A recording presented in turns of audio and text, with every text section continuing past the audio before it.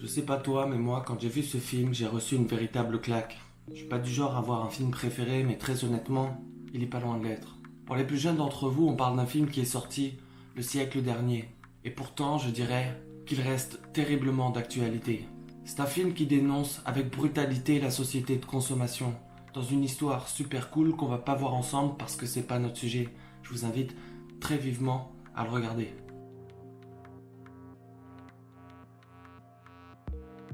Déjà, pourquoi ce film est intéressant? Parce qu'il a été un échec commercial à sa sortie au cinéma.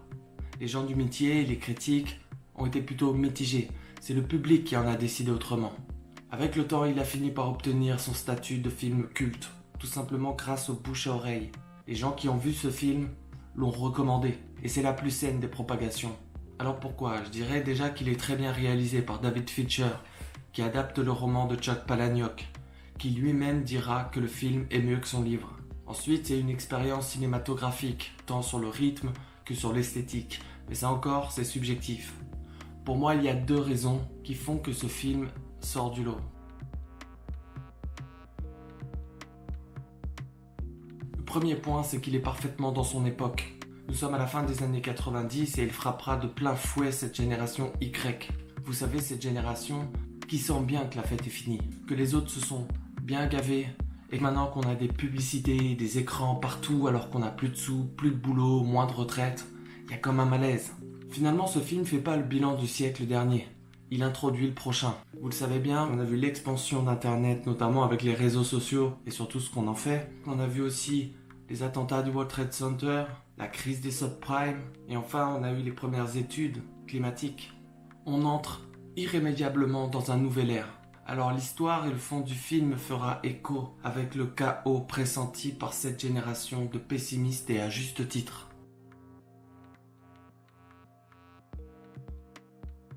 Le second point, c'est le personnage qui ne laisse pas indifférent. Et je ne parle pas forcément du héros dans Fight Club, ce serait Edward Norton. Mais ici, je vous parle du second rôle, celui de Tyler Durden, joué par Brad Pitt. Un personnage fantasque, ni gentil ni méchant, mais à coup sûr qui vous marquera. Si votre siège est situé près d'une issue de secours, ouais, et que vous n'êtes pas très disposé à accomplir la procédure de sécurité indiquée ci-dessous, demandez à une hôtesse de vous trouver une autre place. C'est une grande responsabilité. On échange nos places. Non, je suis pas sûr d'être celui qu'il faut pour ce travail. Une issue de secours à 9000 mètres d'altitude. L'illusion de la sécurité. Oui, probablement. Pourquoi il y a des masques à oxygène pour les passagers? Pour pouvoir respirer. L'oxygène, ça vous fait planer. Si une catastrophe survient, on prend de grandes inspirations paniquées et on devient rapidement euphorique, docile, on accepte son destin. Tout est là-dessus. Amérissage d'urgence à 900 km/h, des visages sereins, tranquilles comme des vaches sacrées. Oui, c'est une théorie intéressante. Et c'est à travers la personnalité de Tyler Durden que je vais tenter de vous expliquer la philosophie stoïcienne dont il fait preuve, le je m'en foutisme, vulgairement parlant. Mais surtout comprendre comment il fait pour fédérer et susciter autant de passion, notamment grâce à son charisme.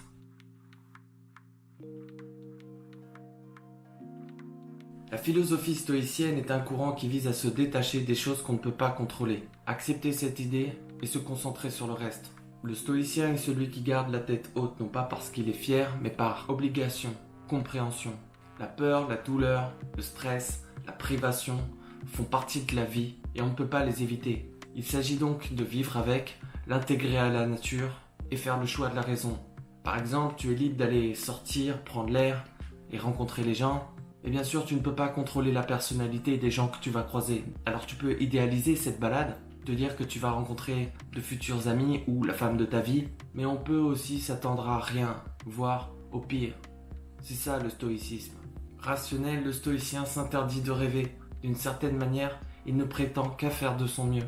Il sera souvent présenté comme quelqu'un de relax pour qui rien n'est grave, tout simplement parce qu'il sait que ce qui doit arriver, arrivera.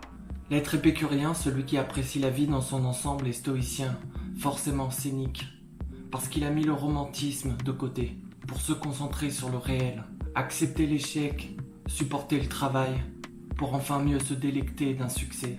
Comprendre et apprécier sa chance notamment. Ce qui fait de lui quelqu'un de humble, qui fait preuve de patience et inclut dans sa vision le déterminisme, c'est le principe de causalité. La philosophie stoïcienne ne fait pas l'éloge du dépassement de soi. Il est cartésien, il sait qu'il est peu de choses et c'est ce qui le rend intéressant.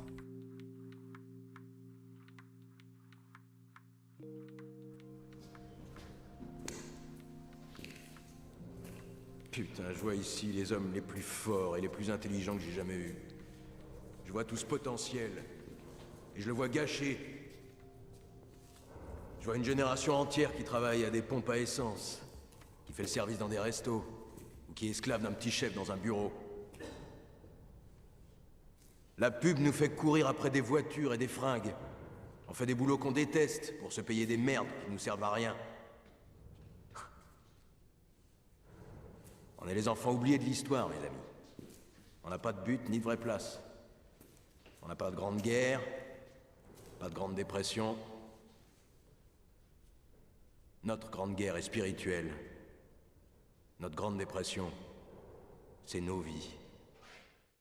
Alors pourquoi Tyler Durden est si charismatique ? Évidemment, je ne parle pas de Brad Pitt, mais du personnage, qui n'a pourtant pas le profil de l'homme parfait et enviable qu'on cherche à nous vendre depuis des décennies. Je crois que c'est parce qu'il est ce que nous n'osons pas être, celui qui se prend les coups, celui qui accepte sa condition de rien. Il n'a ni succès financier, ni beaux vêtements, ni femme à ses bras, et pourtant il fédère si bien. Alors pourquoi ? Peut-être parce qu'il fait le sacrifice de son ego, et de ce fait il n'a pas la faiblesse de l'homme fier. Du coup il entreprend sans crainte, une tête brûlée en somme, qui n'a pas peur de tomber, de se blesser, ou d'avoir l'air. Mais l'air de quoi en fait ? On s'en fout, parce qu'en face de lui, il a ces types paumés, aliénés par cette société de consommation, privés de leur virilité, castrés par leurs femmes, humiliés par leurs patrons. Alors là-dedans, Tyler Durden arrive forcément comme l'affranchi, remarqué et remarquable pour ces raisons.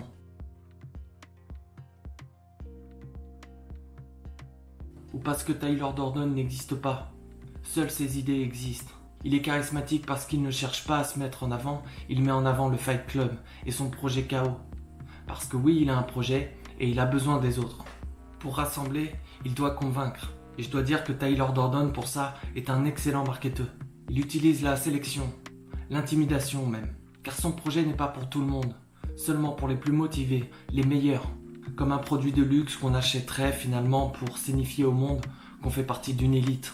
C'est aussi la méthode des boîtes de nuit et le travail des videurs qui sélectionneront les plus chics, les plus beaux. En publicité et en termes d'engagement, c'est une méthode qui fonctionne très bien. Et pour ce faire, Tyler Durden impose de nombreuses épreuves à ses candidats. Dans le film, il leur demande de provoquer une bagarre et de la perdre. Parce que le courage ne suffit pas, il cherche des téméraires.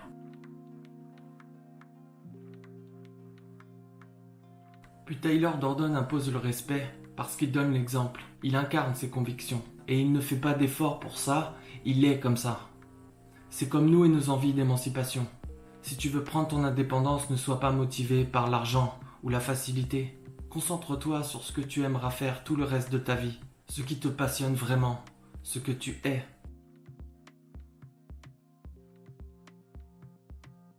Parmi les leçons de Tyler, il y a le détachement au sens large, en commençant par le matériel, parce que nous sommes possédés par ce que nous possédons.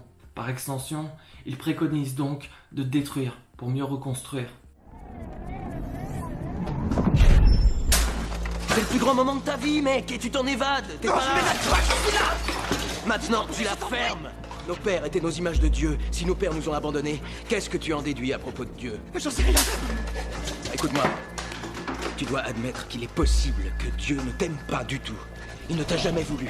En toute probabilité, il te déteste et ce n'est pas ce qui peut t'arriver de pire. Tu crois? On n'a pas besoin de lui, mec. Oh oui, c'est vrai. On n'en a Vous rien avez à droit. foutre de la damnation ni de sa foutue rédemption. On est les enfants non désirés de Dieu. Très bien. J'ai besoin d'envie. Écoute, tu peux faire couler de l'eau et ça ne fera qu'empirer les choses. Ou regarde-moi. Ou tu peux mettre du vinaigre pour neutraliser la brûlure. Lâche-moi, je t'en prie. Mais il faut que tu capitules d'abord. Il faut que tu saches, au lieu d'en avoir peur, que tu saches que tu mourras un jour. Tu ne sais pas ce que ça fait.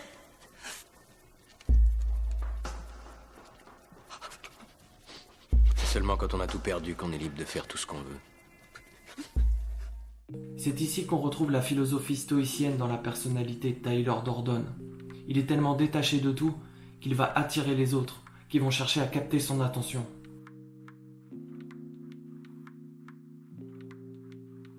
Alors que ses contemporains passent leur temps à regretter le passé et appréhender l'avenir, Tyler Durden, lui, saisit l'instant présent. Et pour l'enseigner à ses disciples, quoi de mieux que la douleur, celle qui fige le temps. Parce que dans une bagarre, on n'a pas le temps de philosopher. Chaque coup reçu ou porté sont les mots de notre histoire et elle s'écrit dans l'instant. Ce qu'il faut comprendre ici, c'est qu'une vie bien remplie est faite de petites actions. Inutile de programmer ou d'annoncer, il faut juste faire, assumer, puis refaire, encore et encore.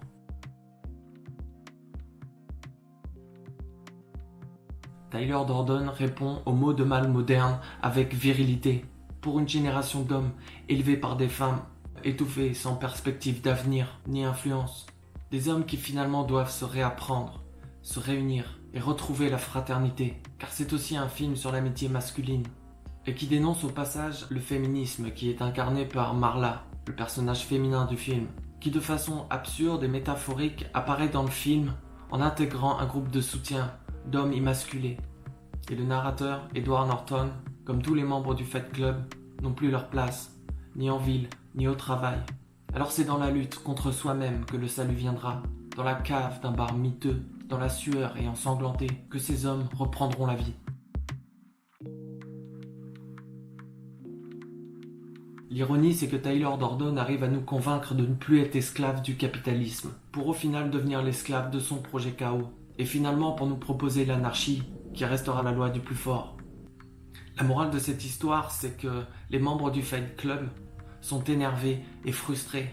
Et bien entendu, il n'est jamais bon de prendre une décision importante quand on est sous le coup d'une émotion aveuglante.